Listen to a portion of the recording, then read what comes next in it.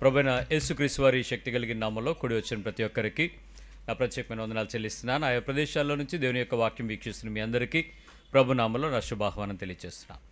మనం నేర్చుకుంటున్నటువంటి మాటను ఒకసారి గమనించుకుందాం. ఆత్మీయ జీవితంలో ఓ పెద్ద మోసం లేక మోసగించబడటం ఏంటి అనంటే స్వంతం చేసుకోవాలి, దురాక్రమణ, కాంకరింగ్, లేక నేను పొందుకుని తీరాలి, నేను అనుభవించాలి, నా దగ్గర ఉండాలి అనేటువంటి ఒక గొప్ప కాంక్షతో ప్రతి మనిషి కూడా యేసుక్రీస్తుని ఆధారం చేసుకోవటం లేక భక్తి యొక్క విశ్వాసంలో నడవటం అనేది చేస్తూ ఉండేటువంటి పద్ధతి. శోధించబడటం పాపం కాదు, కానీ శోధనలో పడడం మాత్రం పాపమే అని మనం ప్రతిసారి హెచ్చరించబడుతున్నాం. శోధించబడడానికి ఉండేటువంటి పరిస్థితులు ఏ రకంగా ఉన్నప్పుడు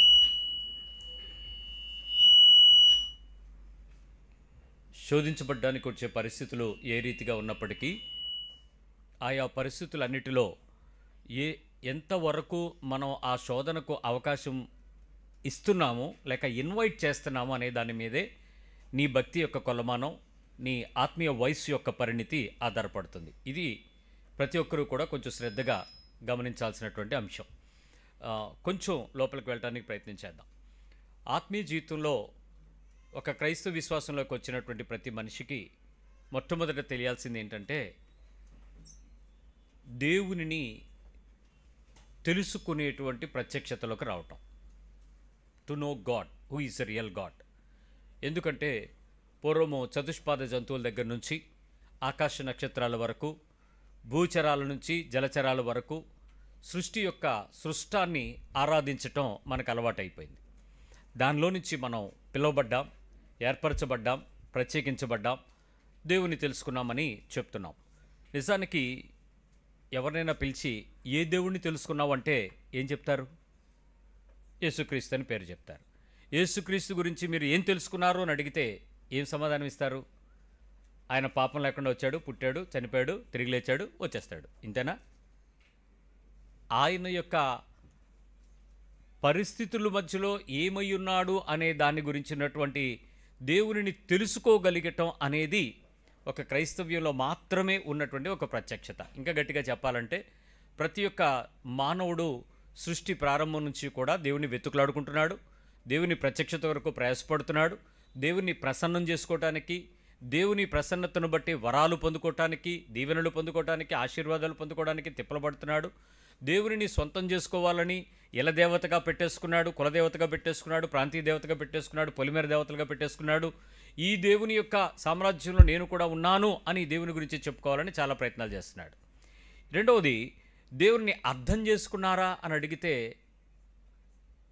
మీరు ఎవరి దగ్గరికైనా బయట మతస్థుల దగ్గరికి వెళ్ళి మీరు దేవుణ్ణి అర్థం చేసుకున్నారా అని అడిగితే ఏం చెప్తారు? అంతెందుకు, మనం ఒకప్పుడు అక్కడ ఉన్నాం కదా. ఈ కొత్తగా పుట్టినోళ్ళు కాకపోతే పాత వాళ్ళందరూ అక్కడ ఉన్నోళ్ళం కదా. మీరు దేవుడిని అర్థం చేసుకున్నారా అంటే మీరు ఎప్పుడైనా ఏమైనా సమాధానం చెప్తారా? దేవుడిని ఏమైనా అర్థం చేసుకున్నారా? అసలు అవకాశం ఉందా? సో బైబిల్ దగ్గరికి వచ్చేటోడికి నీకు ఖచ్చితంగా దేవుడిని అర్థం చేసుకునే పరిస్థితి వచ్చింది. దేవుడు ఏమై ఉన్నాడో, ఎలా ఉంటాడో, ఎందుకుంటాడో, ఏం అంటాడో, ఏం వింటాడో, ఏం చేస్తాడో, ఏం చెప్తాడో, ఆయన మాటలు, ఆయన చరిత్రను చూసి మనం అర్థం చేసుకోగలగటం. మూడవది, దేవుని యొక్క విధానం ఏంటి, దేవుని యొక్క పద్ధతి ఏంటి, ఆయన పనిచేసే విధానాలు ఎలా ఉంటాయి, ఆయన పద్ధతులు ఎలా ఉంటాయి, ఇవన్నీ మీకు లోకంలో ఉన్నప్పుడు మనకు తెలియదు, క్రైస్తవ్యంలోకి వచ్చాకే మనకు అర్థమయ్యాయి.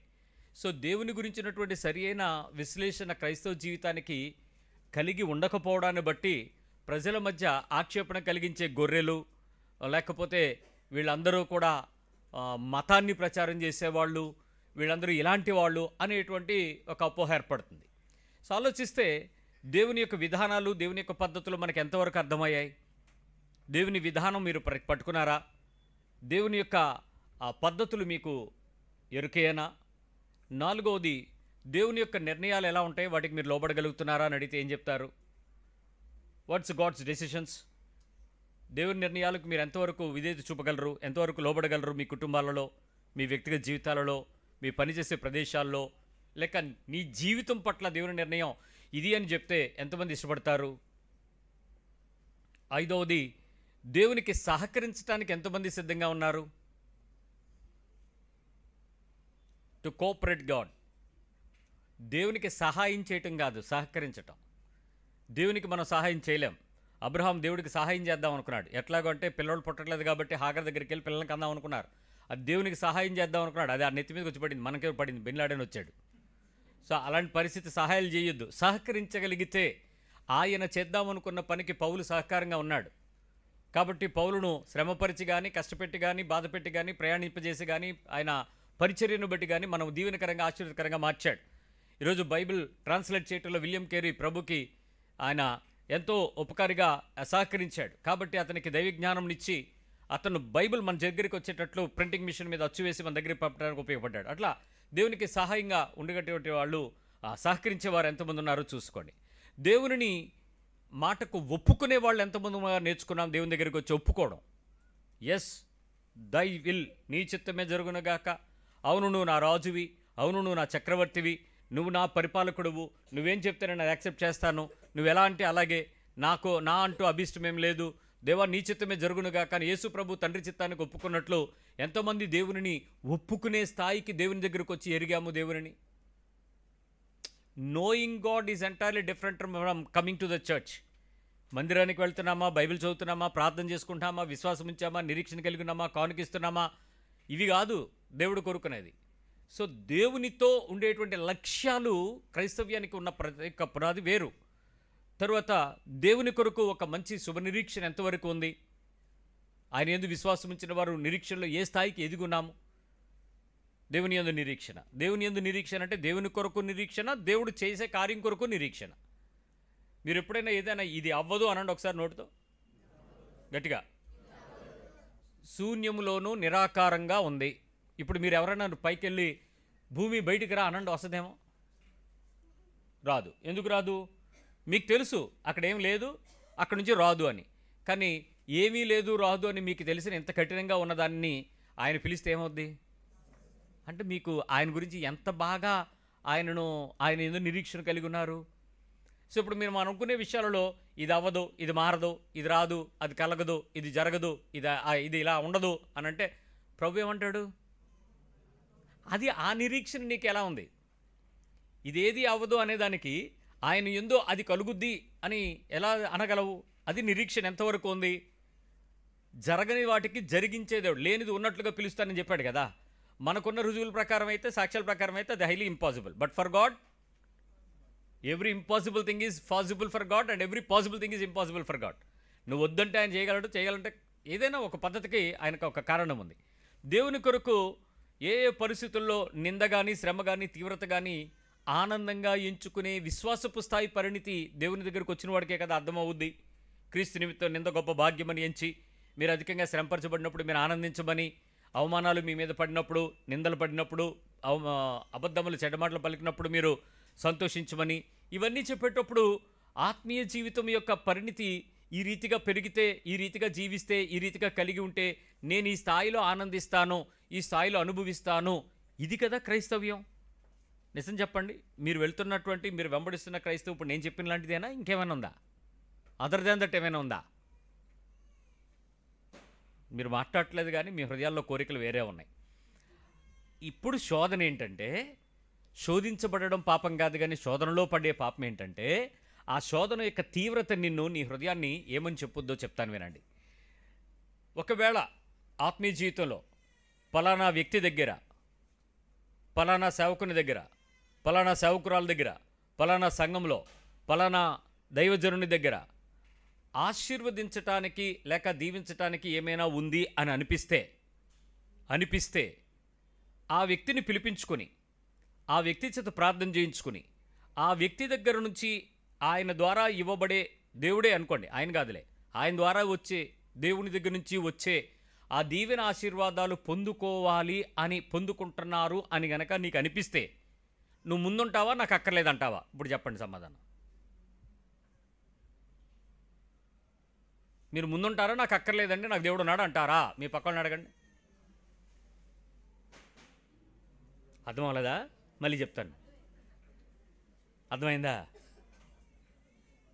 ఓ వ్యక్తి దగ్గర ప్రార్థన చేయించుకుంటే, ఆయన దగ్గర నుంచి ప్రార్థన చేయించుకుంటే, ఆయన వచ్చి ప్రార్థన చేస్తే ఆయన ఆశీర్వదిస్తాడు, అన్నీ మంచి జరుగుతాయి, ఆయన హస్తవాసి మంచిది, ఆయన ప్రార్థన పవర్ఫుల్, ఆయన అడుగు పెడితే ఇంకంతా పాలు తేనెలే, మరి బైబిల్ పదాలు వాడుకోపోతే ఎలాగా?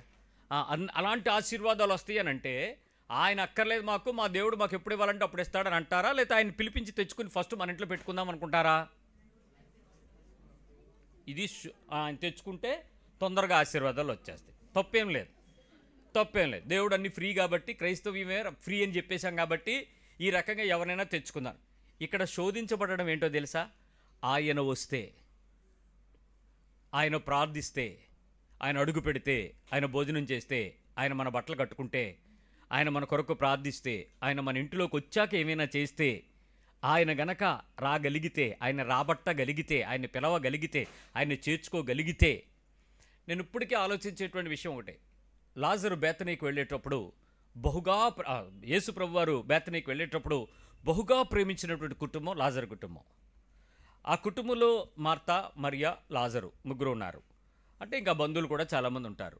కానీ అంతమంది బంధువులు, స్నేహితులు ఉండేటువంటి ఆ పరిస్థితుల్లో యేసు ప్రభు 2 రోజులు ఆలస్యమైనప్పుడు మరియా బాధపడింది. అట్ ద సేమ్ టైం లాజరు చనిపోయాడు. శ్రమ వచ్చింది. ప్రభువే ఆయన ఇంటికి వెళ్తున్నాడనే విషయం తెలుసు. ప్రభువే ఆ ఇంట్లో ఉన్నాడనే విషయం తెలుసు. ప్రభువు ఏ ప్రదేశంలో వెళ్ళినా అద్భుతాలు, ఆశ్చర్యాలు, సూచక్రియలు, మహత్కార్యాలు, విడుదలలు, స్వస్థతలు బహుమానాలుగా జరుగుతున్నాయని తెలుసు. అంత అద్భుతమైన రెపో కలిగినటువంటి ఆ యేసుక్రీస్తు భూమి మీద నడినాడిన దినాలలో ఎవరైనా ఆయనను తాకాలని, వెళ్ళాలని, మాట్లాడాలని, చూడాలని, చెందాలని, తెచ్చుకోవాలని చాలా ఆశ కలిగి ఉండుండారా లేరా? ఉన్నారు, ఖచ్చితంగా ఉన్నారు. నేటికి కూడా అదే ఆశ, అదే సంకల్పం మనకు ఉండుంటే బాగానే ఉండేది. కానీ ఈ మధ్యలో దైవ జనాంగం వచ్చిన తర్వాత యేసుక్రీస్తు పేరట వాగ్దానం చేసేటువంటి వాళ్ళు అనేకులు వస్తారని తెలిసి 24లో మత్తయి సువార్త 24లో గద్దించి హెచ్చరించిన తర్వాత కూడా మనలో చాలామందికి ఈ శోధన ఎందుకో అధికంగా మారుతుంది.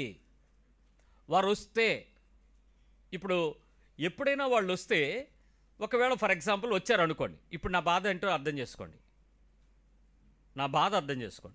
ఆ సేవకుడు ఆశీర్వాదాలు ఉన్నవాడు, లేక దీవించగలిగినవాడు, లేక శక్తి కలిగినవాడు, లేక అభిషేకం కలిగినవాడు, ఇలాంటి మీరేదో పేరు పెట్టుకుంటారులేండి వాళ్ళకి. వస్తున్నాడు అనుకోండి. మీ గుమ్మంలోకి వచ్చి అందరికీ వందనాలు అనేటప్పటికి పక్కింటోడు వచ్చి సైగర్ నాకు ప్రార్థన చేశాడని తల తీసుకొని ఇలా పెట్టేసుకున్నాడు అనుకోండి. ఇప్పుడు ఆ మొదట ఆశీర్వాదం ఆ పక్కింటోడి మీదకి ఆయన చెయ్యి వెళ్ళిపోయింది. ఇప్పుడు నీ పరిస్థితి ఏంటి? మీరే పిలిచారు, మా ఇంటికి అయ్యగారు వస్తున్నారు రండని. మీరు పిలిచిన ప్రేమకే వచ్చాడు. ఆయనకేదో లక్కీ డ్రిప్ తగిలింది. ఫస్ట్ ఎంట్రన్స్లోనే మీ పాస్టర్ గారు ఎదురయ్యేటప్పటికి మీరు రండి అంటున్నారు. ఈలో పాడొచ్చి అయ్యగారు ఎంత భాగ్యం అండి, మిమ్మల్ని దగ్గర నుంచి చోట ఇలాగ ఇవ్వండి, చెయ్యండి, ఎత్తి మీద ఎట్టేసుకుని ప్రార్థన చేసేయండి అన్నాడు. ఇప్పుడు ఆ దీవెనలకు మీరు సెకండ్ హ్యాండ్, వాళ్ళు ఫస్ట్ హ్యాండ్. ఇప్పుడు మీరు శోధించబడతారా, శోధించబడరా? పర్వాలేదా? పడతాం. ఎందుకు శోధించబడతారు? మీ దుఃఖం ఏంటి? నాకు రావాల్సిన ఆశీర్వాదాలు ఏమైనా వెళ్ళిపోయినాయేమో, నేను పొందుకోదగినవి ఏమైనా ఆయనకి ఇచ్చేసాడేమో. ఫస్ట్ మేము కదా ఖర్చు పెట్టింది, మేము కదా ఫ్లైట్ టికెట్ ఇచ్చింది, మేము కదా ట్యాక్సీ ఏసీ కార్ పెట్టింది, మేము కదా మా ఇంట్లో తీసుకురావడానికి మీకు దుప్పటి కొత్తగా కొన్నాం, సోఫా కొత్తగా కొన్నాం. అలాంటిది ఆడెవడో వచ్చి తీసుకెళ్ళిపోతే ఆశీర్వాదాలు మనకు ఎలా ఉంటాయి? బాధగా ఉంటుందా, ఉండదా? చాలా కష్టంగా ఉంటుందా, లేదా? ఇప్పుడు అలాంటి పరిస్థితుల్లో ఇప్పుడు సెకండ్ సినారియో చెప్తున్నాను. నా బాధ అర్థం చేసుకోండి. ఎవ్వరికీ చెప్పకుండా, ఎవరికి పిలవకుండా అయ్యగారు మీరు ఎలాగైనా అలా అడుగుపెట్టి, అలా ప్రార్థన చేసి, అలా కాఫీ తాగేసి అలా వెళ్ళిపోండి అన్నారు. కాన్సెప్ట్ ఏంటి? దానిలో మార్పు రాదు. ఒక్కసారి అలా అలా అలా అంతే. ఏమంటే ఎందుకు అని అడిగాను అనుకోండి, మీ నోట్లోంచి వచ్చే సమాధానాలు నేను చెప్పనా, మీరు చెప్తారా? సేవకులు మా ఇంటికి వస్తే మాకు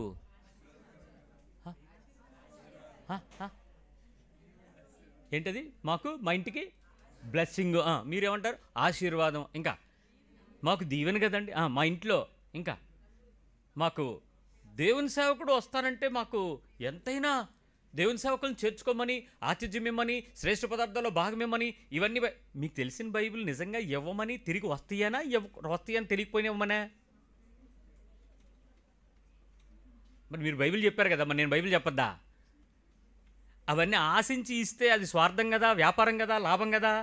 నువ్వు దేవుని ప్రకారము కలిమిలో నుంచి కాక లేమిలో నుంచి నువ్వు ఏ స్థితిలో, ఏ స్థాయిలో ఇవ్వగలిగినప్పుడు అప్పుడు కదా నీకు వచ్చే ఆశీర్వాదం ఉంటుంది. కానీ నువ్వు ఆశీర్వాదాలు వస్తాయని నువ్వు మమ్మల్ని పిలిచి కాఫీయో, టీయో, భోజనమో, చికెనో, మటనో, కార్జ్యమో వేసి పెడితే దాని వెనక నీకు వచ్చేది ఏంటి? అల్టిమేట్లీ నీ హృదయం మోసగించబడింది, శోధించబడ్డావు, కోరిక తెచ్చుకున్నావు, అపేక్ష కలిగి ఉన్నావు, దానికి నేను ఏదో ఇస్తున్నాను అని అంటే మోసపోకండి, దేవుడు వెక్కిరించబడ్డు. ఇది సమాధానం.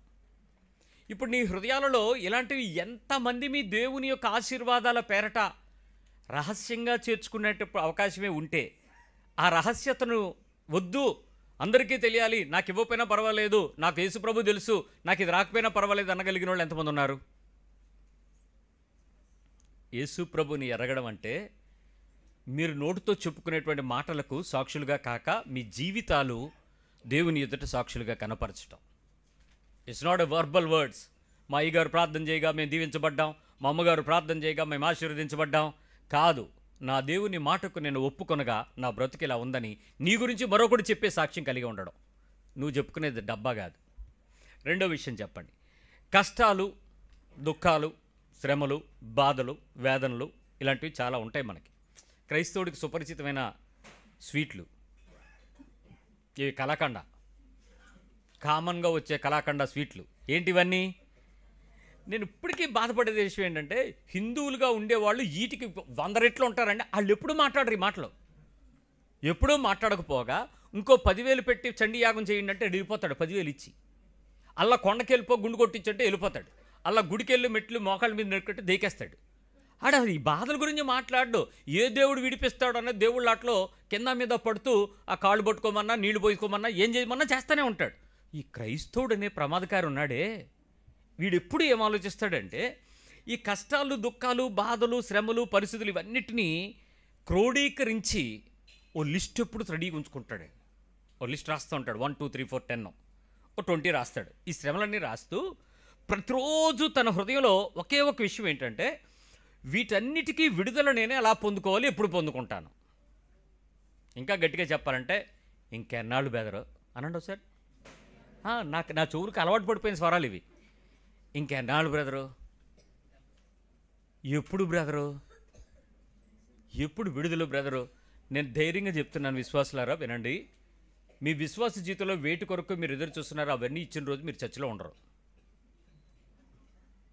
200% మీరు దేవునితో ఉండరు. 300% మందిరానికి రారు, బైబిల్ చదవరు. 400% మీరు సాక్ష్యం కాదు కదా, ఎవడైనా కనపడితే పాస్ గారిని కూడా పక్కన తప్పించుకుంటూ వెళ్ళిపోతారు. 400%.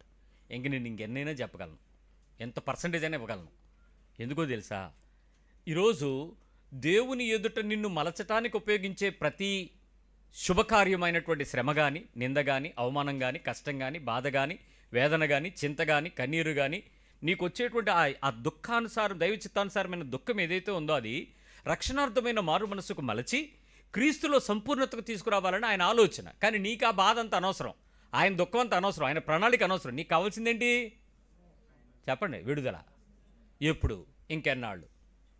ఇప్పుడు శోధించబడ్డం పాపమేం కాదు. ఈ కష్టాలు, దుఃఖాలు ఇవన్నీ ఎన్నాళ్ళు విడుదలంటే దాని గురించి నేనేం మాట్లాడను. కానీ ఒక్క మాట చెప్పగలను, వాటన్నిటినీ పొందుకొని వాటిపై ఓవర్కమ్ చేసి హ్యాపీనెస్ ఎలా అనుభవించాలి అని నేను ధైర్యంగా చెప్తాను. ఇవేవైతే నీ ఇంట్లో ఉన్నాయో, ఏది కష్టం కానీ, దుఃఖం కానీ, బాధ కానీ, వేదన కానీ, రోగం కానీ, నొప్పి కానీ, కరువు కానీ, ఖడ్గం కానీ, ఆకలి కానీ, నిరీక్షణ లేనితనం కానీ, సిగ్గుపరచబడిన నిండిపోయిన పొంగి పొర్లుతున్న అవమానం కానీ, ఇవి ఏవైతే ఉన్నాయో నువ్వు దేవునిలో ఉండడానికి ప్రత్యేకమైన కారణాలు అవుతాయి. ఇవన్నీ తీరిన రోజు నీ హృదయంలో సంతోషం ఉండదు.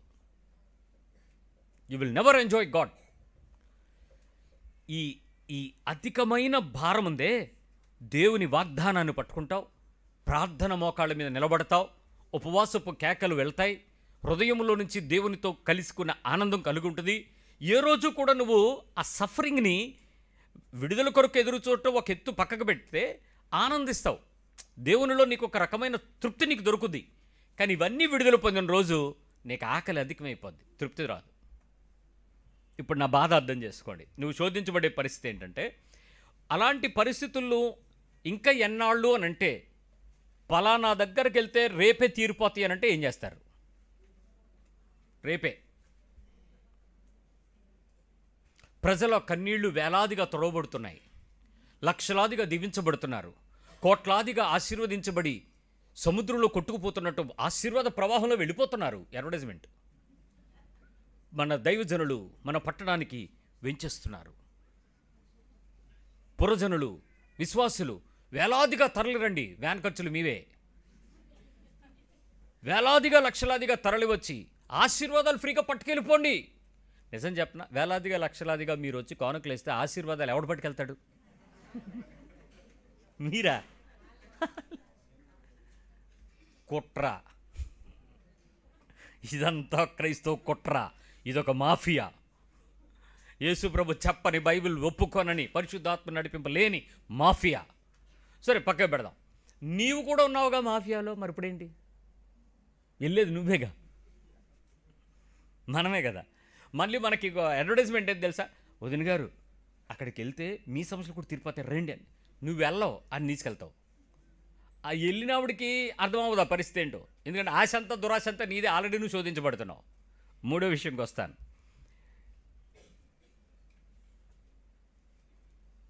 తొందరగా ఉద్యోగం ఎలా తెచ్చుకోవచ్చు,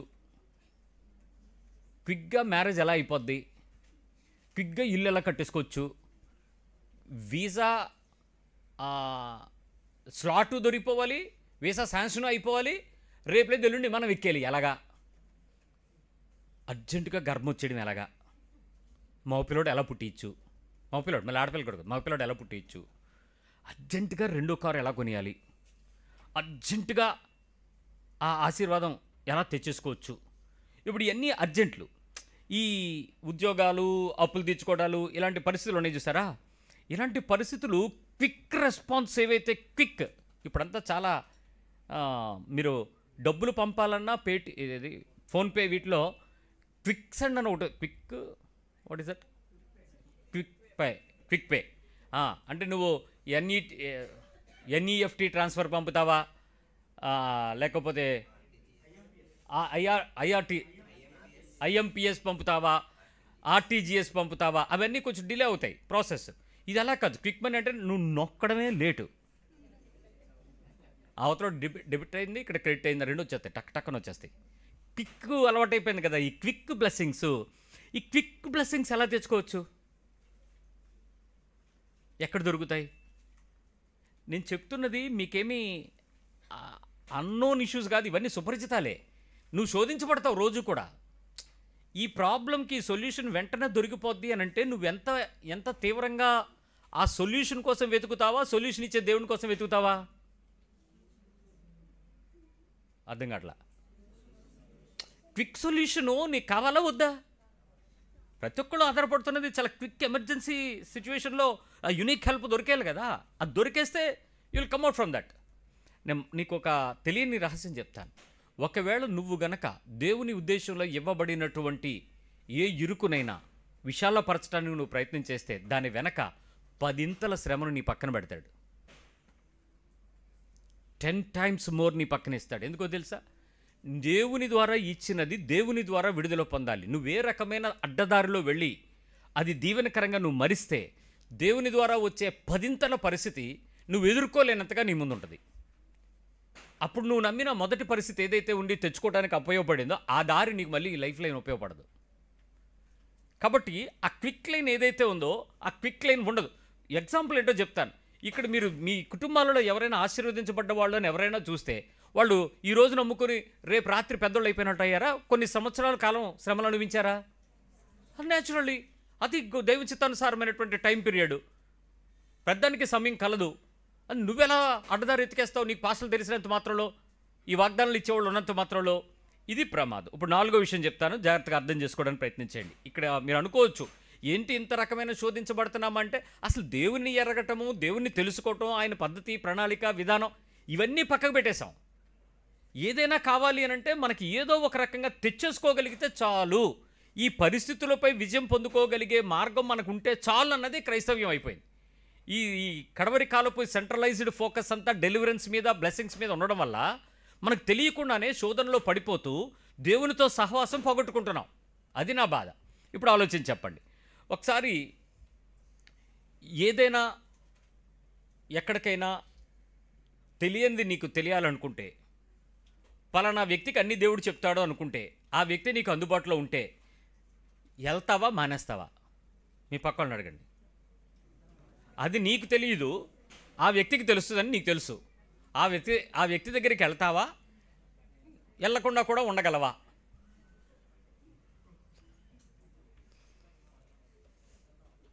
ఉదాహరణ చెప్పనా? మీరు పాస్టర్ గారు కాబట్టి మీకు దేవుడు చెప్పేస్తూ ఉంటాడు. సో ఇప్పుడు నాకు తెలుసు ఏమవుద్దో, నాకు తెలుసు. ఆ నెక్స్ట్ ఏం జరుగుద్దో నాకు తెలుసు. అది ఎక్కడుందో నాకు తెలుసు. అది ఎవరు తీశారో నాకు తెలుసుద్ది. అది అవుద్దో లేదో నాకు తెలుసుద్ది. అది అవునా కాదా నాకు తెలుసుద్ది. ఇది నీకు నీకు విజయమో కాదో కూడా నాకు తెలుసుద్ది. రైట్. ఇప్పుడు నా దగ్గరికి వస్తారా మానేస్తారా? మీ హార్ట్ మీకేం చెప్పొద్ది? ఎవరి దగ్గరికి వెళ్ళాలి? ఎవరండి? ఎవరి దగ్గరికండి? బాబాగారి దగ్గరికే కదా. రారా? అలీబాబా గారి దగ్గర రారా? రావాలి. అలీబాబా మీకు పరిచయం కాకపోతే, అలీబాబా కాదు, ఆలివ్ బాబా. ఆలివ్ బాబా మీకు పరిచయం లేకపోతే, ఎవరికైనా పలానా వాళ్ళ ద్వారా ఆలివ్ బాబా దగ్గరికి వెళ్తే ఈ ప్రాబ్లం సాల్వ్ అయిపోద్ది అని అంటే అప్పుడు ఎలా ఉంటుంది చెప్పండి? వెళ్తారా మానేస్తారా? దారి వేసుకుంటారా రారా?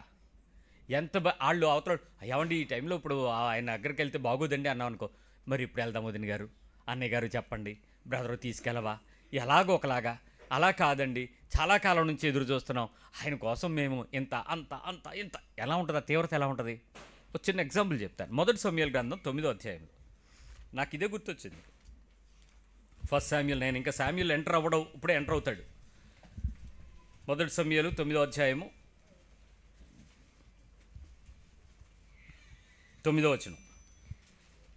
ఇప్పుడు ప్రవక్త అను పేరు నొందువాడు పూర్వము దీర్ఘదర్శి అనిపించుకొనెను. ఇక్కడ సమూయేలు టైంకి వచ్చేటప్పటికే మొదటి పాత నిబంధన కాలంలోనే ప్రవక్త అనేటువంటి పదానికి ముందు అతని పేరు ఏంటి అంటే దీర్ఘదర్శి అని. మరి దేవునికి స్తోత్రం ఏంటంటే ఈ ప్రవక్తే ఇప్పుడు కూడా ప్రవక్త. ఇప్పుడు కూడా ఈ టైంలో కూడా ప్రవక్తలు ఉన్నారు కదా. కొంతమంది పేర్లు ముందు పెట్టుకుంటున్నారు కదా, ప్రవక్త అని, ప్రాఫిట్.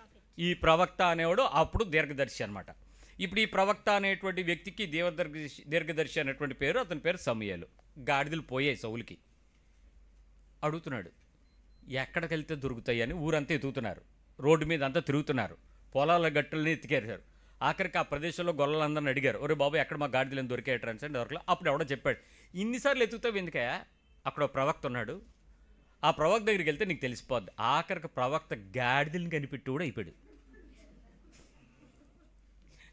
నాకు ఇప్పటికే అదే ఆలోచిస్తే వాక్యంలో ఈ సమూయేలు ప్రవక్త అని అప్పటి వరకు ఎవరూ కూడా ఆయన దగ్గరికి వెళ్ళి, ఆయన ప్రవక్తను తెలుసు, మళ్ళీ అందరికీ దీర్ఘదర్శి అని తెలుసు, యుద్ధాలు చేసేటప్పుడు యుద్ధానికి వెళ్ళాలా వద్దా దేవుని దగ్గర విచారణ చేయడానికి అతను ఉపయోగపడేవాడు తప్ప నీ ఇంట్లో బంగారం పోతే ఎక్కడ పెట్టారో చెప్పడానికి చెప్పేవాడు కాదు ఈ ప్రవక్త. నీ పిల్ల కాలేజీ సీట్ వస్తుందో రాదో కన్ఫర్మ్ చేసేవాడు కాదు ఈ ప్రవక్త. నీ అమ్మాయికి పెళ్ళి అవుద్దో లేదో చెప్పడానికి ఒప్పుకునే ప్రవక్త కాదు ఈ ప్రవక్త. నీ ఇంటివారి పరిస్థితుల మధ్యలో ఇబ్బంది కలిగితే ఆ ఇబ్బంది కారణం ఎవరో చెప్పేవాడు కాదు ఈ ప్రవక్త. ఈ ప్రవక్త దేవుని సంగతులతో విచారణ చేయటానికి, దేవుని సంగతులు చెప్పటానికి, దేవుని విషయాలపై అవగాహన కలిగించటానికి ప్రజల మధ్యలో పంపబడిన దేవుని ఆత్మ ద్వారా నడిపించబడినటువంటి ప్రవక్త. మరి ఈ ప్రవక్తలు ఇప్పుడు ప్రవక్తలు ఆడేనా? సరే పక్క పెడదాం. ఇప్పుడు అలాంటి ప్రవక్తే ఒక వ్యక్తి మీకు సంబంధించినటువంటి విషయాలన్నింటినీ కూడా, భూ సంబంధమైన ఐక్య విచారాలన్నింటినీ కూడా వెంటనే చెప్పేస్తాను, తెలిసిపోతాయి అని అనుకుంటే నేటి కాలపు ప్రజలు వదులుతారా, వదిలేస్తారా? ఆయన దగ్గరికి వెళ్తారా? చెప్పండి. సమూయేలు లాంటి ప్రవక్తే ఇప్పుడు మన వీరిలో ఉంటే మీరు ఏం చేస్తారు? మీ పక్కన అడగండి, వదిన ఏం చేస్తామని, అన్నయ్య ఏం చేస్తారని. ఇప్పుడు మీ ప్రాబ్లమ్స్ అన్నిటికీ సొల్యూషన్ ఉందా లేదా? సొల్యూషన్ ప్రవక్త దగ్గర ఉంటుందా లేదా? ఉంటుంది. వెళ్ళడానికి అవకాశం ఉందా లేదా? ఉంటుంది. అవసరమైతే 1000 రూపాయలు ముందు కట్టేస్తాం, ఏముందండి. దీవెన వస్తుందంటే వదిలేసుకుంటాం. 1000 రూపాయల కోసం పెద్ద దీవెన పోగొట్టుకుంటాం. పడేద్దాం 1000 రూపాయలు, ఏముంది, దానికి దేవుడికే కదా ఇస్తున్నాం అనుకుందాం కాసేపు. ఏం చేస్తారు? శోధించబడ్డం పాపం కాదు, శోధనలో పడ్డం పాపం. వాటిని తెచ్చుకోవటం ద్వారా నువ్వు పొందుకునే లాభం ఏంటి అని అంటే, నువ్వు అనుకుంటున్న దానికి నువ్వు కావాల్సినటువంటి ప్రణాళికకు తగినట్టుగా. ఇప్పుడు నేను మీకు ప్రవక్త అయినటువంటి ఈ సమూయేలు చేసినటువంటి విషయాన్ని ఒక ప్రవక్తగా చెప్తే ఏం చెప్తాడో చెప్తాను వినండి. ఇప్పుడు నువ్వు 2 సంబంధాలు వచ్చాయి, ఏ సంబంధం ఖాయం చేసుకుందాం అనే కోరికతో నువ్వు ఆ ప్రవక్త దగ్గరికి వచ్చావు. కాసేపు ఊహించండి. ఇప్పుడు ఆ ప్రవక్త అన్నాడు, రెండు సంబంధాలు నీకు రైట్ అయినవే, కానీ నువ్వు దేవుని పని చేయడానికి పిలువబడుతున్నావు, వచ్చే అన్నాడు అనుకో, నీకేది నచ్చుద్ది?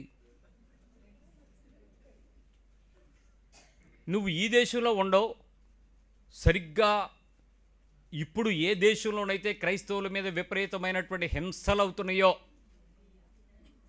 నైజీరియా, అక్కడికి నిన్ను రేపు రాత్రి ఫ్లైట్ ఎక్కిస్తాడు దేవుడు, రా అన్నాడు అనుకో, నువ్వు వచ్చింది పెళ్ళికి, దేవుడు మాట్లాడుతున్నాడు నైజీరియాకి నువ్వు వెళ్ళాలి, సువార్త చెప్పడానికి రెడీ ఉండని. ఎంతమంది ఇష్టపడి వెళ్తారు ఆ ప్రవక్త దగ్గరికి? అసలు ప్రవక్తనా? అప్పటి వరకు నువ్వు వెళ్ళడానికి 1000 రూపాయలు కట్టినప్పుడు ప్రవక్తే. నీ వ్యక్తిగత జీవితంలో దేవుని చిత్తం కదిల్చాడు కాబట్టి ఇప్పుడు నీకు అది ప్రవక్త కాదు. నేను ఇప్పుడు బాధపడే విషయం ఏంటంటే, యేసుక్రీస్తు సంగతులు చెప్పినటువంటి ఈ బైబిల్లో యేసుక్రీస్తు నడవాడినటువంటి భూమి తరువాత, పునరుద్ధాన జీవితం తర్వాత ఏ ఒక్క మనిషి కూడా యేసు ప్రభువు పేరు చెప్పి నాకు ఇది కావాలని కానీ, నాకు ఇది ఇవ్వాలని కానీ, నాకు ఇది పొందాలని కానీ, నాకు ఇది విడుదల కొరకని కానీ బైబిల్లో ఏ ఉదాహరణ ఇవ్వలేదు.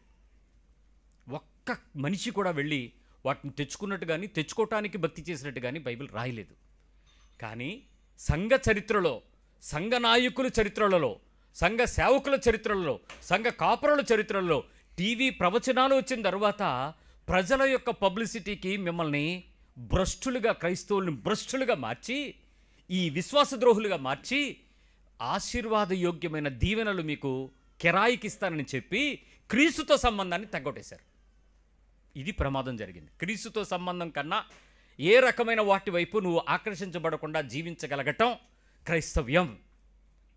నాకు అది వచ్చిందా లేదా నాకు ఇంపార్టెంట్ కాదు, నాకు ఇది ఇచ్చాడా లేదా ఇంపార్టెంట్ కాదు, నేను దేవునితో, దేవుని నీతికి తగినట్లుగా బ్రతకగలుగుతున్నానా లేదా అనేది ఇంపార్టెంట్.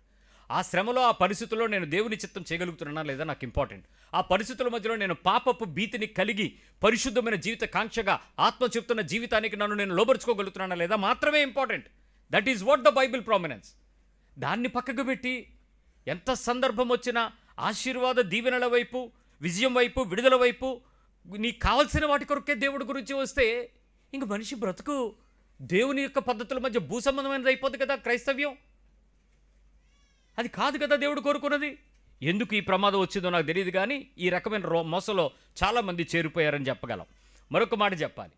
ఈరోజు ఈ క్విక్ యాక్సెస్లో నుంచి ఈ దీర్ఘదర్శి యొక్క ప్రార్థనలు పక్కకు పెడితే, అంటే అక్కడికి వెళ్తే మాకు చెప్పేస్తారు, ఇక్కడికి వెళ్తే మాకు తెలిసిపోద్ది, ఇక్కడికి వెళ్తే మాకు అర్థమైపోద్ది, ఇక్కడికి వెళ్తే మాకు గమనిస్తాం, వీటిని పక్కకు పెడితే, మీలో ఎవరైనా దేవుని యొక్క చిత్తము, దేవుని యొక్క ఉద్దేశ్యము, దేవుని యొక్క ఆలోచన అనే పదాలు మీకు తెలిస్తే, దేవుని దగ్గరికి వెళ్ళిన తర్వాత ఈ 5 పదాలు మీరు గుర్తుపెట్టుకోండి. ఇవి మీరు చేసే విషయాలు అయితే గనక మీ ఆత్మీయ జీవితంలో కొంచెం జ్ఞానం కలిగి ప్రవర్తించండి. ఇవే శోధించబడే పరిస్థితులు. నెంబర్ 1, దేవుణ్ణి కంట్రోల్ చేయటం, కంట్రోలింగ్ గాడ్. దేవుని అదుపు చేయటం. ఏంటి, ఎలా చేస్తారు దేవుని అదుపు చేయడం అంటే? మీ ప్రార్థనలో చెప్పండి. మీరు ఎప్పుడు అదుపు చేయలేదా దేవుణ్ణి మీ ప్రార్థనలో? ప్రార్థన అంటేనే అడుక్కోవడంలో మారిపోయింది. దేవుడు ఏం చేయమంటాడు అనే దాని కొరకు ఎదురు చూడడం మాని, దేవుడికి ఏం చేయాలో కూడా ప్రభువా మీరు వెళ్ళొద్దు, ప్రభువా మీరు రావద్దు, ప్రభువా దాన్ని మీరు చెయ్యొద్దు అని మీరు ఏం చేస్తున్నారు ఆయన్ని? మీరు ఎప్పుడు చేయలేదా? ప్రభువా ఆ ఆర్డర్ వచ్చేస్తేమి రాత్రికి మాత్రం రానివ్వకో అంటే ఏం చేస్తావు అనుకుంటున్నావు నువ్వు దేవుణ్ణి? ఆయన ప్రియమైన కుమారుడు కూడా తండ్రిని అలా ఎప్పుడూ కూడా చేయలేదండి. నెంబర్ 1 కంట్రోల్ చేయటం. నెంబర్ 2 కమాండ్ చేయొద్దు, ఆజ్ఞాపించద్దు. ఆజ్ఞాపించడం ఎక్కడెక్కడ ఆజ్ఞాపిస్తారు? In the name of the Jesus right now అంటే ఏంటి? ఇప్పుడే. Release in the name of Jesus. I కమాండా సార్, మేము వెళ్ళేటప్పుడు ఒక దయ్యాన్ని ఆజ్ఞాపిస్తున్నాడు ఒక పాస్టర్ గారు. నేను చెప్తున్నాను మర్యాదగా వెళ్ళిపో అని అంటే అది కూడా అంటుంది నేను చెప్తున్నాను మర్యాదగా వెళ్ళిపో అని. ఈ ఒక చేతితో చిటికలేస్తే అది 2 చేతులు తెస్తుంది. మాకంతా కొత్త సీను. అలా నుంచి చూస్తున్నాం. నా పక్క నుంచి ఆయన అడుగుతున్నాడు, ఏంటండి పాస్టర్ బోల్ దయ్యాలు వదలగొట్టాడు, ఇదేంటి పెద్ద మొండి దయ్యంలాగా ఉంది, వెళ్ళనంటుంది.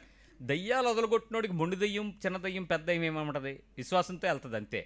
అదేం ప్రాబ్లం లేదు, అది వెళ్ళిపోద్ది, కాకపోతే అది తప్పు మాట్లాడుతున్నాడు అందుకని అది వెళ్ళట్లేదు అనిపిస్తుందని నేను అన్నాను. అని అంటే ఆ పక్కన అన్నాడు, నువ్వు వదలగొట్టగలవేటని అడిగాడు. మీ ఇద్దరు గొడవ పడుతుంది, నాకెందుకు దూరుతావు మధ్యలోని, నాకు ఆ గోల ఏం అక్కర్లేదు, నేను సైలెంట్గా ఉంటానంటే ఈ మాటలు మేము మాట్లాడుతున్న సైలెన్స్లోనే అతనికి వెళ్ళిపోయినాయి.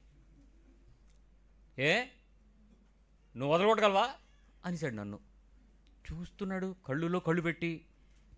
ఇప్పుడు సభా మర్యాద ప్రెస్టీజ్ క్వశ్చన్ లేవు మనకు, అప్పటికి సేవ లేదు, విశ్వాసమే. అందరితో పాటు సువార్తకి వెళ్ళటం, ఎక్కడ 4 మాటలు వింటాం, 4 మాటలు చెప్పడం, అంతకుమించి ఏం తెలియదు నాకు కూడా. ఏంటి బైబిల్ చదివాను, బైబిల్లో చాలా సంఘటనలు ఉన్నాయి, రక్షణ పొందిన వారి వల్ల ఈ సూచక్రియలు ఉన్నాయి అన్నది.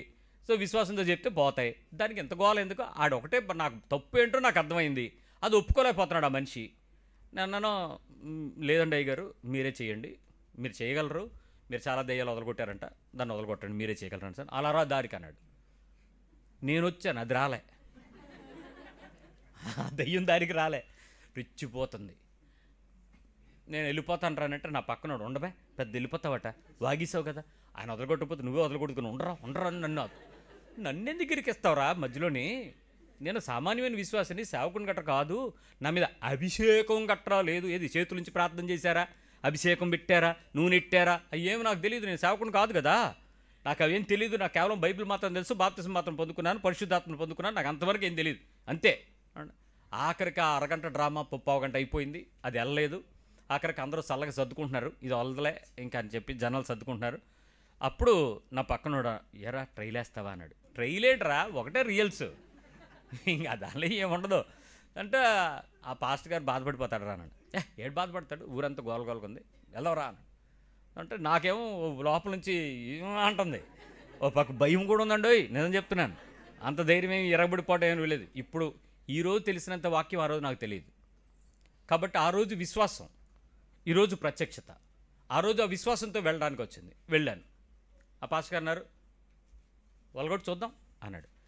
మీరు నమ్ముతారా వెళ్ళిపోద్దని అని అడిగాను. ముందు అక్కడ అవిశ్వాసంతో ఉండేటువంటి వాళ్ళు విశ్వాసంలోకి రావాలి. మీరు నమ్ముతారా అని సరే వదలగొట్ట అన్నాడు. ఏం మాట్లాడలేదు, యేసు నామములో ఆజ్ఞాపిస్తున్నాం వెళ్ళిపోన్నాను. వెళ్ళిపోయింది. ఒక్క నిమిషమే, దానికి ఏదో పెద్ద డ్రామాలు లేవు, కింద మీద లేదు, టచ్ గిచ్చు లేదు, తప్పని వెళ్ళిపోయింది.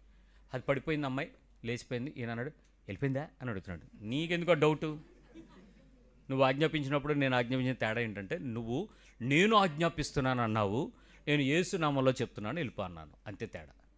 This nothing make difference. ఆ ఊరోళ్ళందరూ వచ్చి ఒకసారి చూసి వెళ్ళిపోయింది బాబు, మామూలుగా అమ్మాయి లేచి ఏమైందండి నాకు అంటుంది. ఏం అవ్వలేదమ్మా, మంచినీళ్ళు తాగు, కూర్చో, ఇంకేం లేదు, వెళ్ళిపో అని చెప్పి పంపించొచ్చావు. అంటే నీకు అర్థం అవ్వాల్సింది ఏంటంటే, దేవుని నామమును నువ్వు వాడుకునే విధానం. చాలామంది ప్రార్థనలలో దేవుని యందు మోసగించబడే పరిస్థితులకు వస్తుంటాయి. ఇక్కడ దయ్యం గురించి పక్కకు పెట్టండి, సమస్య అయినా అంతే. నువ్వు ఆజ్ఞాపించేటప్పుడు నీ శక్తి ఏంటి, నీ బలం ఏంటి, నీ విశ్వాసం ఏంటి, నీ అవసరం ఏంటి అన్న దాని మీద ఆధారపడింది. అక్కడ కాదు, దేవుని ఉద్దేశం అయినప్పుడు శ్రమలను తప్పించు అని ఎవరు ప్రార్థన చేయలా. పాత నిబంధనలు అడిగిన వారు ఉన్నారు, కానీ క్రీస్తులో శ్రమలన్నిటిని మేము ఎదుర్కోవటానికి కావాల్సిన సహాయం మాకు దయచేయని ప్రార్థన చేశారు.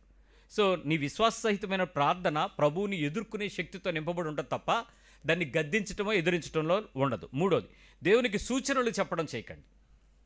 Don't give any options or directions to the Lord. దేవునికి సూచనలు ఇవ్వకండి. అలా కాకుండా ఇలా చేయి ప్రభువా, సింపుల్, ప్రభువా ఈ రాత్రి నేను ప్రార్థన చేస్తున్నాను, మరి నువ్వు గుర్తుపెట్టుకో, నువ్వే కదా నా పేరు మార్చావు, పాత పేరు మార్చి కొత్త పేరు పెట్టావు, మరి నువ్వు నా ప్రార్థన వింటావు, నేను బాప్తిజం నీ కోసం తీసుకున్నాను కదా. ఎవరికోసం? నీ కోసం తీసుకున్నాను కదా. రేపు పరీక్ష పేపర్ మాత్రం నేను చదవలేదు కాబట్టి మరి ఈజీగా ఉండేలా చెయ్యాలా? పేపర్ ఈజీగా ఉండేలా చేయటం ఆయన పనే. ఇది మనం సలహాలు ఇవ్వడం అంటే. చాలా సలహాలు మనం తెలియకుండా ప్రార్థన అనే పదంలో దేవునితో మాట్లాడేటప్పుడే వీటిని చెప్పేసుకుంటూ ఉంటాం. ఏంటి నీ శోధన ఏంటి? నువ్వు అడుగుతున్నావు, అడగకపోవడం వల్లే మీరు పొందలేకపోతున్నారని యాకోబు పత్రిక వాక్యాన్ని చదివేసి అడిగేసుకుందాం, మనకు కావాల్సినంత డెలిబరేట్గా చెప్పేద్దామని ఎవడో పాస్టర్ చెప్పిన ప్రసంగం వినేసి అసలు బైబిల్ చెప్తున్నటువంటి సంగతులు, పరిశుద్ధాత్మ చెప్తున్న సంగతులు అర్థం చేసుకోక పరిస్థితులు ఇలా ఉన్నాయి అనేది వివరించడం కూడా అవసరం లేని దేవుడికి అర్థం కాదనుకుని మనమే కొన్ని రకాలైనటువంటి ఆ సూచనలు ఇవ్వడం అనేది అది శోధించబడటం. మరొక మాట చెప్పాలి, ఎప్పుడూ దేవునికి డెడ్ లైన్లు పెట్టకండి. మీ పక్క వాళ్ళకి చెప్పండి, ఒక్క నిమిషం, దేవునికి కంట్రోల్ చేయకండి, దేవునికి ఆజ్ఞాపించకండి, దేవునికి సూచనలు చెప్పకండి, దేవునికి డెడ్ లైన్ పెట్టకండి. ఏంటి డెడ్ లైన్లు?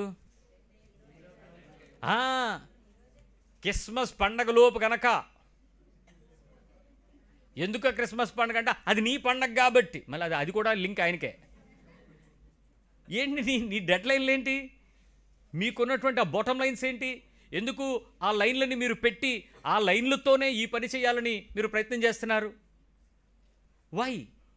ఆ డెడ్ లైన్ తాలూకా కాన్సెప్ట్ ఏంటి అని అంటే, మీకు సూచన అడగటం తప్పలేదు, దేవుని నాకు ఇది చూపించు అని అడగటం తప్పలేదు.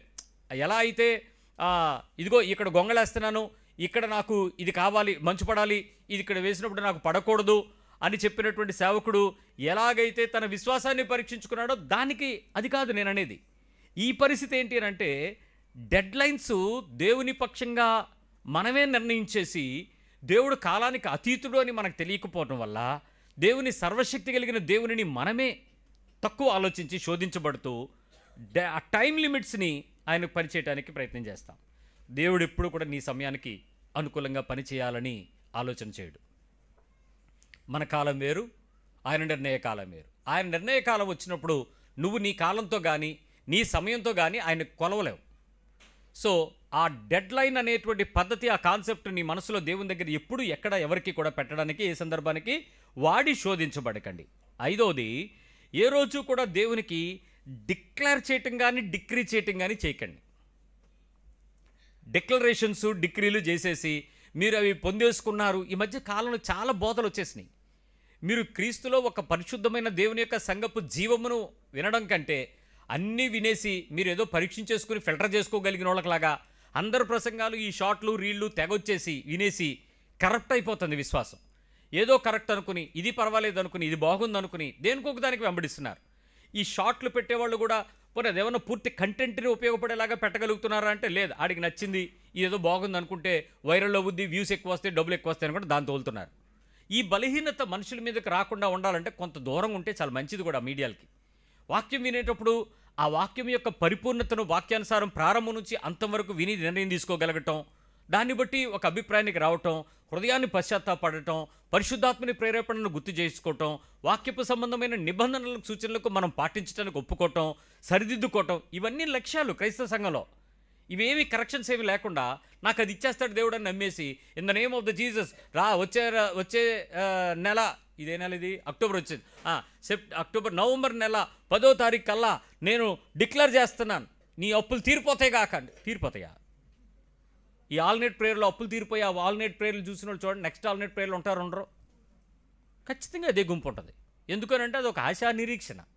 అదే అప్పులు, అదే గద్దింపులు, అదే రాత్రి అంతా దేవుడిని గద్దించేయటం, దేవుడు నువ్వు ఇచ్చేయమంటాం, నువ్వు ఇవ్వకపోతే కుదరదంటాం, ఏదేదో చేసేస్తారు. ఆ రాత్రి అంతా ప్రార్థన అంటారు దాన్ని. ఇలాంటి మోసపు ఉచ్చులో పడి డిక్లర్లు డిక్రీలు చేసి ప్రయత్నం చేయకండి. ఈ 5 పనులు మీ ప్రార్థనలుగా మార్చుకోకుండా ఉండడానికి చూడండి. ఇది శోధించబడ్డం. కానీ మీకు తెలుసా, ఈ 5 పనులు ఒక్కొక్కటి 5 నిమిషాలు కనుక చేస్తే 50 నిమిషాలు ప్రార్థన అయిపోద్దర్రా. 50 నిమిషాలు ప్రార్థన అంటే గంట దగ్గర. మిగిలిన 5 నిమిషాలు ఓ పాట స్తుతి ఎందుకోండి, అయిపోయింది. గంట సేపు ప్రార్థన చేసామన్న మానసిక అనుభూతి ఈ లోకంలో ఎవడం చేయగలడా మిమ్మల్ని మించి? అంత పరిశుద్ధులు మీరు. ఇదంతా శోధనే రారా. నిజానికి నా జీవితాన్ని దేవుడు నడిపించే విధానం, నేను చేసే ప్రతి పనిలో తోడుగా ఉంటాడు. జాగ్రత్తగా వినండి. నువ్వు చేసే ప్రతి పనిలో దేవుడు ఉంటాడు. ప్రతిదీ ఆయనకు తెలియకుండా జరగటల్లా. నువ్వు చేసేదంతా ఆయన చూస్తున్నాడు. నీ కొరకు ఆయన నిర్ణయించినటువంటి ప్రణాళికను దాటి నువ్వు వెళ్ళలేవు. కానీ నీ సొంత చిత్తాన్ని చేస్తున్నావా లేదా, సొంత ఇష్టానికి వెళ్తున్నావా లేదా, సొంత అభిప్రాయాలకు చేరుతున్నావా లేదా, సొంత విలువలకు నీకంటూ కొన్ని విషయాలను పెట్టుకుని, టార్గెట్స్ పెట్టుకుని మంచిది అని భావించి నువ్వు వాటిని చేస్తున్నావా లేదా. వాటిని చేసేటప్పుడు కూడా నిన్ను ఆటంకపరచడు దేవుడు. కానీ నిన్నేం చేయాలనుకుంటాడంటే అవి చేస్తునేటప్పుడు నువ్వు ఆయనకి ఇన్ఫర్మేషన్ ఇస్తున్నావా, ఆయనకు డెసిషన్ తీసుకోవడానికి అవకాశం ఇస్తున్నావా, ఇవేవి చెక్ చేయడు. కానీ నువ్వు చేస్తున్నటువంటి పనిలో నీతి తప్పి నువ్వు ఎక్కడ కూడా చేయకుండా ఉంటున్నావో లేదో చూస్తాడు. పాపం చేయకుండా ఉంటావా లేదా, పరిశుద్ధంగా చేస్తావా లేదా, సమాధానంగా చేస్తావా లేదా, దేవుడిని శోధించకుండా నువ్వు ఉండగలుగుతున్నావా లేదా అన్నదే చూస్తాడు. నేను చేసే పనిని దేవుడు నాకు ఇస్తాడు అనే ఉద్దేశంతో ఒక చిన్న తప్పును కూడా చేయకుండా నేను ఉండగలనా లేదా అన్నది చూస్తాడు. అది నడిపింపంటే, అది దేవుణ్ణి తెలుసుకోవటం అంటే. చిన్న చిన్న తప్పులని చేసేసి లేని ఉన్నట్లుగా పెట్టేసి, గవర్నమెంట్ ఫారంలు తప్పులుగా నింపేసి, రిపోర్ట్లు తప్పులుగా రాసేసి, రికార్డులు తప్పుడుగా చేసేసి, నువ్వేదేదో పనిచేసుకుని ప్రభుతో నేను తీర్మానం చేసుకుంటున్నాను, ప్రభు నువ్వు నాకు ఇది ఇస్తే కనుక నా మొదటి 2 నెలల జీతం నీకేనంటే అందరూ ఒకటే ఇస్తారు. నువ్వు 2 నెలలు ఆఫర్ చేస్తే దేవుడు నీకు ఇవ్వాలా? శోధించబడుతున్నావు, దేవుడిని శోధిస్తున్నావు అనుకోండి. దేవుడు ఎప్పుడు శోధించబడాడు, దేవుడు ఎప్పుడు శోధించబడాడు. సో అలాంటి పరిస్థితుల్లో మీరు ఎలాంటి విషయాలకు మీరు మీ బలహీనతను ఎలా ఉంటున్నారో చూసుకోండి. నెంబర్ 6, ఎంత గొప్ప ఆశీర్వాదాలు పొందితే అంత ఎక్కువ భక్తి అట కదా, నిజమేనా? ఇప్పుడు ప్రజలు ఎంత గొప్ప ఆశీర్వాదాలు భౌతికంగా పొందితే అంత గొప్పగా దేవుడు మిమ్మల్ని భక్తి చేస్తున్నాడని అర్థం. మీరు డూప్లెక్స్ ఇల్లు మీకు వచ్చిందనుకో, మీ భక్తి గొప్పది, డూప్లెక్స్ భక్తి. పెద్ద కారు కొనుక్కున్నారనుకో, పెద్ద భక్తి. పెద్ద ఉద్యోగం వచ్చిందనుకో, గొప్ప భక్తి. త్వరగా మీ ఇంట్లో ఏమీ ఆలస్యం చేయకుండా అన్నీ నడిచి వచ్చే కాలానికి కలిసి వచ్చేవన్నీ జరిగిపోతున్నాయి అనుకోండి, భక్తి పరిపూర్ణులు, భక్తి కళా ప్రపూర్ణ. ఇంకా అవార్డులు ఇచ్చేయాలి మీకు. ఏంటి మీ భక్తికి మీ భౌతిక ఆశీర్వాదాలకు దేవుడు ఏమైనా లింక్ పెట్టాడా? ఎక్కడైనా అలాంటివి ఉన్నాయా? క్రీస్తులో ఉన్నటువంటి నూతన నిబంధనలో ఇలాంటి అభిప్రాయాలకు క్రైస్తవ్యం ఎందుకు నడుస్తుంది? మీరు మీ పిల్లలకి ప్రోత్సహించేటప్పుడు కూడా అలాంటి వాటిని ఎందుకు మీరు ప్రోత్సహిస్తున్నారు? ప్రార్థన చేయి దేవుడు ఇస్తాడు అని అంటే, అడిగి పెన్సిల్ కావాలి, ప్రార్థన చేస్తే దేవుడు ఇస్తాడు. పెన్సిల్ కోసం ప్రార్థన చేస్తాడా? దేవుడా అని దేవుని కొరకు ప్రార్థన చేస్తాడా? పిల్లడికి ఏమర్థమవుతుంది చెప్పండి? పెన్సిల్ కోసం. రేపొద్దునాడికి పెన్ను, రేపొద్దునాడికి చదువు, రేపొద్దునాడికి ఇంక డబ్బులు, రేపొద్దునాడికి భవిష్యత్తులో ఆడి యూత్కి వచ్చేటప్పటికి ఆడికి అంతా అర్థమైంది ఏంటంటే ఏదైనా అడుక్కుంటే దేవుడు ఇస్తాడు. దేవుణ్ణి అడగాలి అనే విషయం పోయింది. దేవుడి దగ్గర ఉన్న వాటి కోసం నువ్వు ప్రార్థన చేస్తే ఇస్తాడని అంటే వాడు వస్తువు ఓరియంటెడ్గా భూసంబంధమైన వాటి కొరకే ప్రార్థనలో నడుస్తున్నాడు తప్ప దేవునితో ఉంటున్నాడు అనేటువంటి అభిప్రాయం నువ్వే చేయట్లేనప్పుడు వాడికి ఎలా వస్తుంది? ఒకవేళ వాడికి చిన్నప్పుడు వాడికి అర్థం కాదు కాబట్టి వాడికి అవసరతలు చెప్పు. కానీ ఎదుగుతున్న నువ్వు పరిపూర్ణతలోకి వచ్చి, అయ్యా ఇది మనకి ఇవ్వకపోయినా పర్వాలేదురా, ఇది లేకపోయినా పర్వాలేదు, వీటి గురించి కాదు మనం దేవుని దగ్గరికి వచ్చింది, ఎంత పరిస్థితిలో వచ్చినా మనం ఎలా ఉండాలో తెలుసా అన్నది నేర్పించాలి. ఎగ్జాంపుల్ చెప్తాను వినండి. మీ పిల్లలకి జ్ఞానం కొద్దుగా ఉంటే ఎవరిని అడగాలి? అప్పుడు ఏమొస్తుంది? అప్పుడు నువ్వు భయభక్తులు కలిగి ఉంటే వస్తుందా లేకుండా వస్తుందా? అది చెప్పాలి. నువ్వు భయభక్తులు కలిగి ఉంటే జ్ఞానం వస్తుంది తప్ప బేవర్స్ తిరిగి ప్రార్థన చేయించుకోవడానికి హాల్ టికెట్ తీసుకుంటేనో, ఆయన దగ్గరికి వెళ్ళి అట్ట స్కేలు పెన్ను కొనుక్కుంటేనో, అక్కడికి వెళ్ళి ఆ నూనెలో ముంచితేనో రావురా. దేవుని యందు భయభక్తులు కలిగి ఉండి అప్పుడు జ్ఞానం కొద్దుకుంటే దగ్గరికి వచ్చి అడిగితే ఇస్తాడు. అంతేగాని అక్కడికి వెళ్ళి ఆ పరీక్ష అట్లన్నీ ఆ బ్యాంకులో కొనుక్కొస్తే, ఆ చర్చిలో కొనుక్కొస్తే రావు. ఇప్పుడు నువ్వు చెప్పాల్సిన విషయం ఏంటంటే, వాడికి చిన్నప్పుడు వాడికి భక్తి గురించి చెప్పినప్పుడు, పెన్నుల గురించి ప్రార్థనల గురించి చెప్పినా, నాన్న నువ్వు తప్పినా పర్వాలేదు చూసి కాపీ కొట్టుకో, మార్కులు తక్కువ వచ్చినా పర్వాలేదు స్లిప్పులు పెట్టుకో, నువ్వు పాస్ అవ్వకపోయినా పర్వాలేదు ఫెయిల్ అయినా పర్వాలేదు, కానీ నీ బ్రతుకులో ఎప్పుడు కూడా ఎవరి దగ్గరో చూసి ఎక్కడో ఏదో తెచ్చి నీకు తెలియంది నువ్వేదో రాసి అబద్ధపు పద్ధతుల మధ్యలో మాత్రం విశ్వాసం ప్రాక్టీస్ చేయకు. ఇంకొంచెం భక్తి ప్రపూర్ణులైన తల్లిదండ్రులు నేర్పించాల్సిన విషయం ఏంటంటే, ఏ జాన్ వెస్లీ గారి ఇంట్లో ఉన్నటువంటి సాక్ష్యాలు వినేసి క్వశ్చన్ పేపర్ని తిరగేసి రాసి పైనుంచి కిందకి హిందీ పాట రాసి, లేకపోతే ఏదైనా చెయ్యగలడు ఏదైనా మార్చగలడని పాటలు రాసి నేను ఇలా రాస్తే నాకు అలా వచ్చాననే సాక్ష్యాలు వినేశారు కదా, అలాంటి కళా ప్రపూర్ణ ఆత్మీయ విశ్వాసుల పద్ధతులు చెయ్యకరా. నువ్వేమి రాకపోయినా పర్వాలేదు, మళ్ళీ సప్లిమెంటరీ ఫీజు కడతానని చెప్పాలా. అర్థమవుతుందా? అది అలాంటి ప్రార్థనలు దొంగ ప్రార్థనలుగా చేసి ఏదో ఒక రకంగా ఏదైనా మార్చేస్తాడు. ఎందుకు మార్చేస్తాడు? నువ్వు రాసింది పాట ఆడు మార్కులు ఎలా వేస్తాడు? ఆడు ఎవడికో వేసాడంట, ఆడు దొంగోడు. యేసుప్రభు ఇలాంటి చెయ్యడని చెప్పాల్సిన సాక్ష్యాలకి వాటికి పబ్లిసిటీ ఇస్తారేంటి? విశ్వాసమునొక కర్త అండి ఆయన, నా కొరకు మరణించి తిరిగి లేచిన వాడు అండి ఆయన. నీ బ్రతుకు కొరకు ఆయన చేసిన త్యాగం ఏంటి? నువ్వు కోరుకుంటున్న కోరికేంటి? అసలు ఏమైనా దేవుని సంగతులతో మనిషికి ఏమైనా అర్థమవుతుందా? వీటి కొరకు దిగజారుస్తావా? దాని కొరకు నువ్వు చేసేటువంటి ఆ 30 కొబ్బరికాయలు కొడితేనో 300 కొబ్బరికాయలు కొడితేనేదో వస్తాయి అని అంటే దానికి దీనికి నాకేం తేడా కనపడలేదే. విశ్వాసాన్ని అర్థం చేసుకో, ఆయన చేసిన పరిశుద్ధతను గుర్తు చేసుకో, ఆయన త్యాగం ఏంటో అర్థం చేసుకో. ఎక్కువ ఆశీర్వాదాలు పొందితే దానికి ఎక్కువ భక్తి ఉన్నట్టు ఈ ప్రదర్శన దేవుని యందు సొంతం చేసుకునేటువంటి ఆ దుర్మార్గపు ఆలోచనలో నుంచి క్రైస్తవ్యాన్ని పక్కకి తీసుకోండి. Let me tell you one more thing. 1 కొరింథీ పత్రిక 10వ అధ్యాయం 13వ వచనంలో, 1 కొరింథీ 10:13, ఇది ఆల్రెడీ కంటతో వచ్చిన వాక్యమే చాలామందికి, ఎందుకంటే ఇవి శ్రమలు కూడా కామన్ కాబట్టి. సాధారణముగా మనుషులకు కలుగు శోధన తప్ప మరి ఏదియు మీకు సంభవింపలేదు. మరి ఏదియు అనేది పెద్ద కలర్లతో అండర్లైన్ చేసేసుకోండి. సాధారణముగా ఆ పదం ఎంత చక్కగా ఉందో చూడండి. మళ్ళీ ఒకసారి చెప్పండి, మెల్లిగా చెప్పండి నాతో. సాధారణంగా అనండి. మెల్లిగా లైట్గా చెప్పండి. సాధారణంగా మనుషులకు కలుగు శ్రమలు తప్ప, మనుషులకు కలుగు శోధన శోధన తప్ప మరి ఏది సంభవించదు. చెప్పండి. సాధారణంగా వస్తాయి అంతే, ఏది పెద్దదేమీ రాదు. మీ పక్క వాళ్ళు చెప్పండి, నీకు సాధారణమైందే వచ్చిందని. పెద్దదేం కాదు, నీకు కావాల్సిందే వచ్చింది, నువ్వు తట్టుకోగలిగిందే వచ్చింది, నువ్వు భరించగలిగిందే ఇస్తాడు, ఎక్కువ ఇవ్వడు. దాని తర్వాత కంటిన్యూషన్ ఏముందో చూడండి. దేవుడు నమ్మదగిన వాడు, మీరు సహింపగలిగినంత కంటే ఎక్కువగా ఆయన మిమ్మల్ని శోధింపనియ్యడు. అసలు ఈ వాట మీకు అర్థమైందా? నేను సహించగలిగినంతే ఇస్తాడు. మీ వాళ్ళు ఎవరైనా నా వల్ల కావట్లేదు బాబోయ్ అన్నారు అనుకోండి, ఆడికి దేవుడు తెలియదని అర్థం. నీకు తెలియదు దేవుడు, నీకు దేవుడు తెలిసాడంటే అర్థం ఏంటి? శోధించగలిగిందే ఇస్తాడు. ఇంకా ఉంది. అంతేకాదు సహింపగలుగుటకు ఆయన శోధనతో పాటు తప్పించుకునే మార్గము కలుగచేయును. సో నీకు రెండో మార్గం కూడా పెడతాడు. ఇక్కడ తప్పించుకునే మార్గం దేనికి? శోధనకా లేకపోతే దేవుణ్ణే?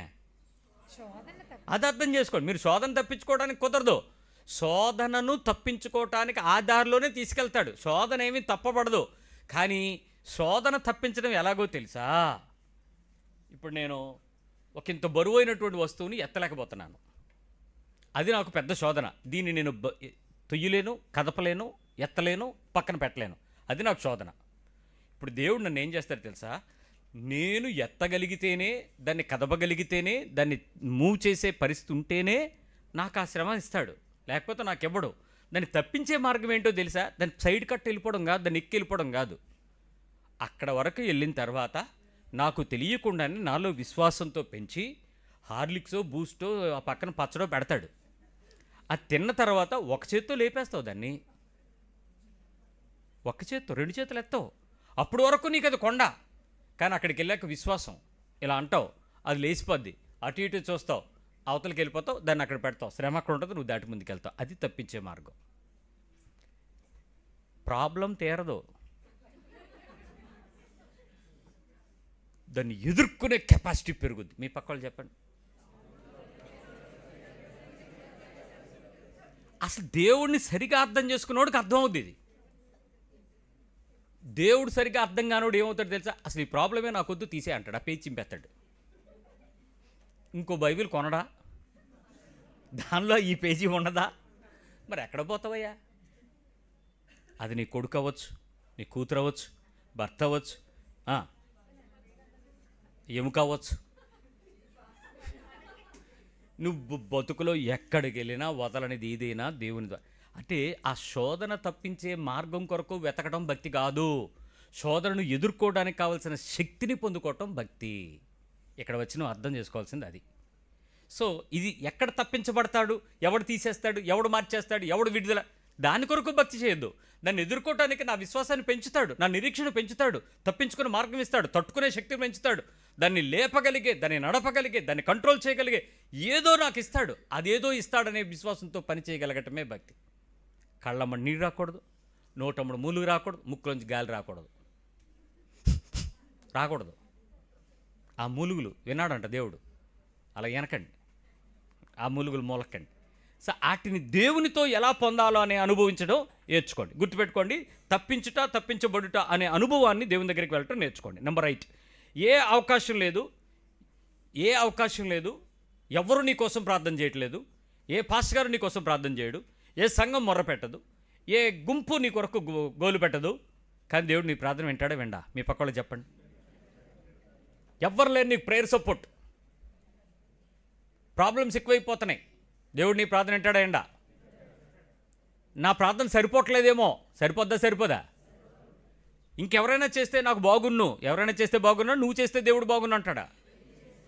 మరి ఎందుకు నీలో చింత ఏంటి? అసలు దేవుని మీద అపనమ్మకం ఏంటంటే అసలు నా ప్రార్థన వింటున్నాడో లేదో అది డౌటు. ఆయన విననేరకుండాడు, నా చెవులు మందం కాలేదన్నాడు. మరి నీకు అర్థం కావాలి దేవుని సంగతులు. సో దేవుని రైట్ అండర్స్టాండ్ చేసుకోవటం అనేది ఇన్ఫాంట్ దశలో అర్థం కాకపోవచ్చు, పసిపిల్లోడి దశలో అర్థం కాకపోవచ్చు. కాలంను బట్టి చూస్తే మీరు బోధకులు ఉండాల్సిన ఇప్పటికీ మీ జీవితంలో వాక్యం అర్థం కాలేదంటే ఏమనాలి? సో దేవునితో నువ్వు నడిచే విశ్వాసంలో నీకు అర్థం కావాల్సింది ఏ అవకాశం లేదు, ఎవరో ప్రార్థన చేయట్లేదు, అవన్నీ నాకెందుకు?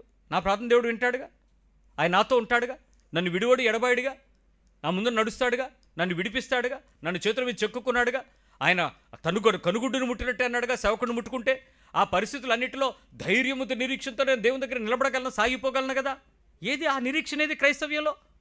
ఆ విశ్వాసం ఏది నీలో? సో ఎవడు ప్రార్థన చేస్తాడా? ఎవడు ప్రార్థన చేస్తే నీకెందుకు? నువ్వు ప్రార్థన చేస్తే దేవుడు వింటాడంటే.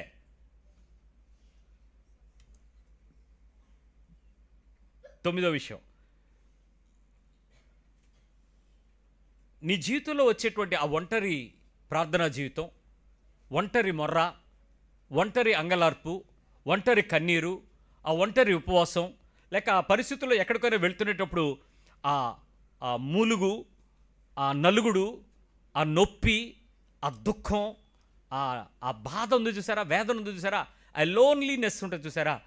నిజానికి నువ్వు చర్చిలోకి రాకమునిపే ఈ పరిస్థితులన్నింటిలో దేవుని నడిపించి చూస్తారా మీరు? బాప్తిజమము, సంఘము, రక్షణ, ఆత్మ, ఉపదేశం, కమ్యూనియన్, సహవాసం ఏమీ లేనప్పుడు మీరు ఇవన్నీ ఫేస్ చేశారా లేదా? అవన్నీ ఫేస్ చేసినప్పుడు దేవుడు మీకు నిరీక్షణ కలిగించాడా లేదా? నేనున్నాను అనే మాట వచ్చిందా లేదా? నీకు తెలియకుండానే ఒక రకమైన తెగింపు, ఇన్ని తిరిగాను, ఇన్ని దగ్గరికి వెళ్ళాను, ఏం దొరికింది నా బతుకులో, ఇదంతా దరిద్రం, యేసు ప్రభువే దేవుడు, నేను ఇక నమ్ముతాను. ఎందుకు వచ్చింది ఆ రోజు ఆ రోషం? ఈరోజు ఎందుకు లేదది? ఇవన్నీ నీకు వచ్చిన తర్వాత అడ్వాంటేజ్గా అధికంగా నీ భక్తి పెరగాల్సింది పోయి ఆ రోజే నీకెందుకు బాగుంది? ఆ రోజు తొలి దశలో నీకు ఉన్నటువంటి ఆ నమ్మకం ఈరోజు లేదెందుకు? ఆ ఎర్లీ యేసు ప్రభుని అంగీకరించిన వాళ్ళని చూసినప్పుడు, వాళ్ళ దగ్గరికి వెళ్ళినప్పుడు, నాకు మన కుటుంబాన్ని కలిస్తే వాళ్ళు ఏం చెప్తున్నారు తెలుసా? దేవుడండి ఎలాంటోడు తెలుసా పాస్టర్ గారు అని నాకు చెప్తున్నారు వాళ్ళు. నేను అన్నాను, ఎన్నాళ్ళు అయింది మీరంటే? 2 వారాలు అయిందండి అన్నాను. నేను లేచిపోయాను. నేను లేచి, అమ్మ వందనాలు, మీకు 2 వారాలు అయింది కదా మీరు దేవుని దగ్గరికి వచ్చి, నాకన్నా దగ్గరగా దేవుడే మీతో ఉంటాడు. ఓన్లీ 2 వీక్స్లో మీకు ఉండేటువంటి ఆనందాన్ని నేను వచ్చి నా సంఘానికి రాని నేను పాడు చేయను. నువ్వు దేవుని దగ్గరే ఉండు. దేవుడు నిన్ను ఎక్కడికి వెళ్ళమంటే అక్కడికి వెళ్ళు. నువ్వు ఈ చర్చిలో దూరు, అక్కడికి వెళ్తే బాగుంటుంది, ఈ టైంలో పునాది బాగుండాలి, ఈ టైంలో సహవాసం బాగుండాలి. మీ భక్తితో వెళ్ళి వాళ్ళని పాడు చేయకండి. అలాంటి వాళ్ళని మీరందరూ దూరంగా ఉంటే వాళ్ళకి దేవుడి దగ్గర ఉంటాడు, వాళ్ళు నడిపిస్తాడు దేవుడు. ఒక్కసారి మీ ఎర్లీ డేస్ గుర్తు చేసుకోండి. మనందరం మారుమనసు పొందించిన వాళ్ళమే కదా. ఆ డేస్లో మనకున్న ధైర్యం ఏంటి? ఎంత దగ్గర క్లోజ్గా అనిపించారు మీరు దేవుడిని. ఆ మాటలు వింటుంటే, ఆ పాట పాడుతుంటే మీ హృదయంలో కళ్ళ నీళ్ళు వచ్చేసినాయి, హృదయం పొంగిపోయింది. ఏంటి ఆనందం? అరే ప్రభు నాతో ఉన్నాడా? ఏదో నిరీక్షణ ఈరోజు లేదే. ఇంత గొప్ప సాహిత్యం వచ్చేసింది, పాటలు రాసే స్టేజ్కి వచ్చేసావు. నీ జీవితంలో ప్రాబ్లం గురించి దేవుడిని తక్కువగానే చూస్తున్నావు, ప్రాబ్లమే కనపడుతుంది నీకు. నెంబర్ 10,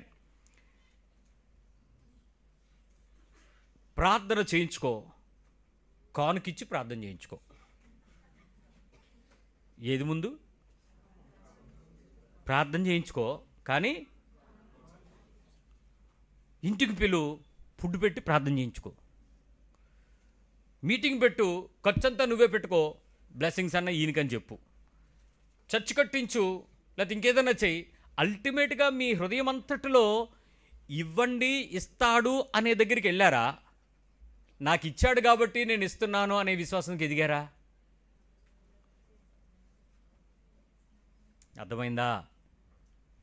యవ్వనస్తులకు మరి ముఖ్యంగా చెప్తున్నాను, భయ్యా, ఈరోజు వరకు నీ జీవితంలో ఏదైనా సంపాదించుకుని 4 రాళ్ళు దాచుకున్నావంటే అది నీ తల్లిదండ్రుల సుకృతం.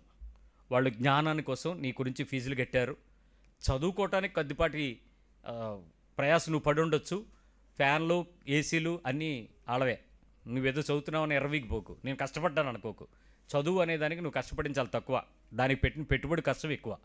ఇంత చేసినటువంటి తల్లిదండ్రుల పక్షంగా నువ్వు సంపాదించుకున్న తర్వాత నువ్వు దేవుని మందిరంలోకి వచ్చేటప్పుడు, దేవుని సహవాసంలోకి వచ్చేటప్పుడు నీ మనస్సు నీతో మోసం ఎక్కడ చేస్తే తెలుసా? చీటింగ్ ఏం చేస్తే తెలుసా?